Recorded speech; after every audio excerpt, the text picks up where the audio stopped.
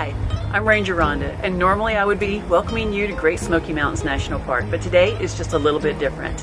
This is a video series where we'll be exploring natural spaces right where the Smokies park rangers, park staff, and park partners live.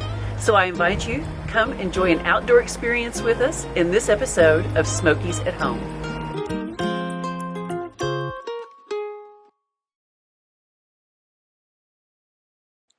Hello, my name is Luke Schutzman and I am one of the teacher naturalists at the Great Smoky Mountains Institute at Tremont. And today I want to talk to you about the American black bear. The black bear is synonymous with the Great Smoky Mountains, and if you've been to any of the towns within 15 miles of the park, you'll know exactly what I mean. Those towns are covered in black bears on t-shirts, signs, cars, magnets, anything that they can sell. And there's good reason. The black bear is one of the most charismatic animals and has been since the start of the park. Okay, let's dive in on the American black bear. First thing, scientific name Ursus americanus. Scientific names are Latin names that scientists across the world can use so that everyone knows you're talking about the same species. These animals, the North American black bear, there are over 600,000 of them, which makes them the most numerous bear species on the planet. They outnumber all the other bear species combined. With an increasing population, the American black bear represents a success story in the complicated struggle of humans coexisting with other animals on the planet, especially large predatory animals like the black bear. The success of the American black bear is rooted in their physical and behavioral adaptations that have helped them thrive across North America, as well as survive alongside humans as we expand our presence on the continent.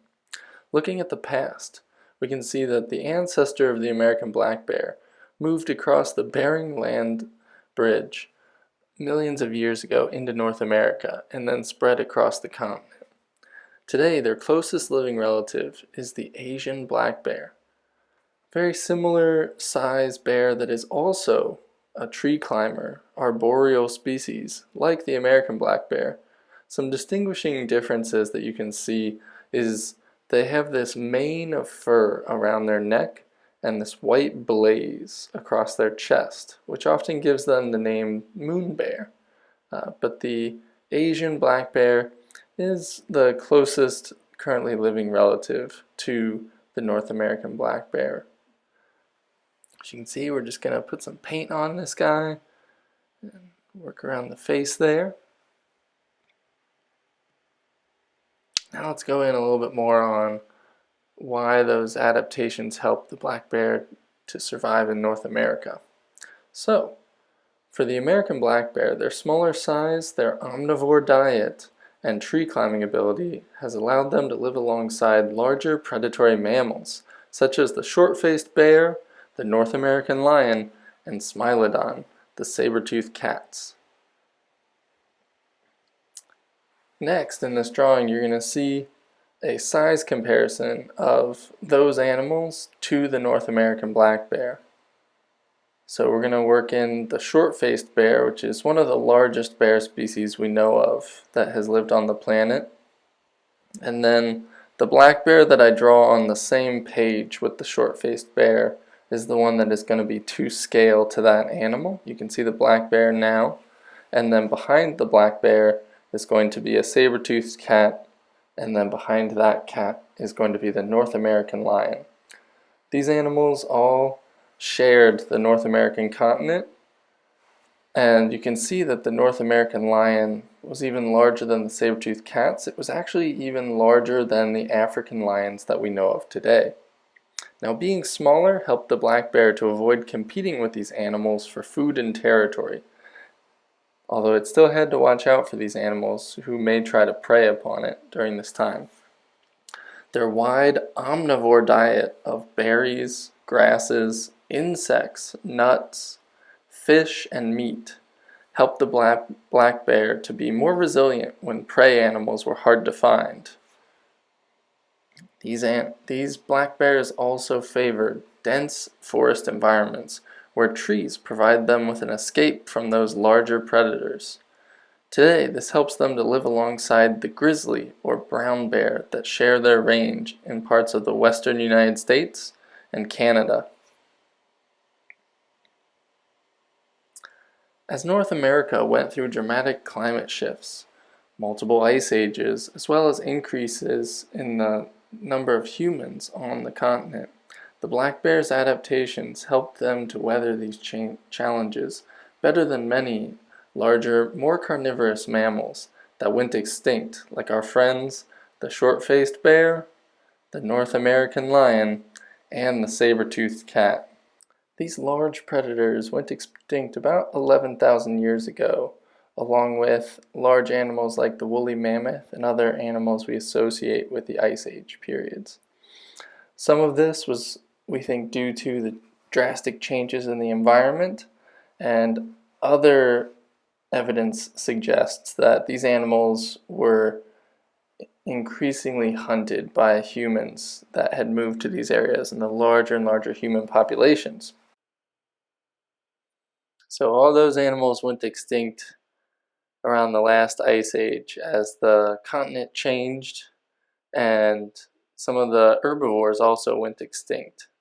But our American black bear is still here today. Today, those traits help the black bear to be the most numerous, arguably most successful bear species on the planet today.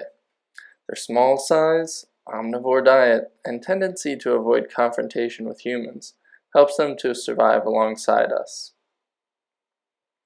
On the human side, conservation efforts like the Endangered Species Act through the U.S. Congress, bear safety education pushed forward through the National Park Service, and hunting managed by the U.S. Fish and Wildlife have helped black bears to the point where they are not only increasing in number, but also returning to more of their former range. Changing attitudes in the American public has also done wonders for black bear populations, as well as changing our practices. Remember that coexistence with black bears is successful through 50 feet of social distancing between us and them, proper food and trash storage, and please do not feed the bears. You can see on our illustration here, I'm going to add a black bear climbing up in a tree. Like we said, they're one of only 3 species of bear in the world that climb trees. I'm going to add a little foliage there.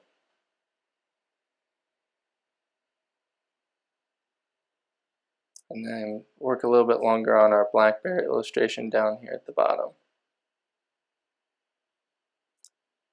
Today for my nature journal, I've been using a variety of watercolors, Sharpies, colored pencil, and markers.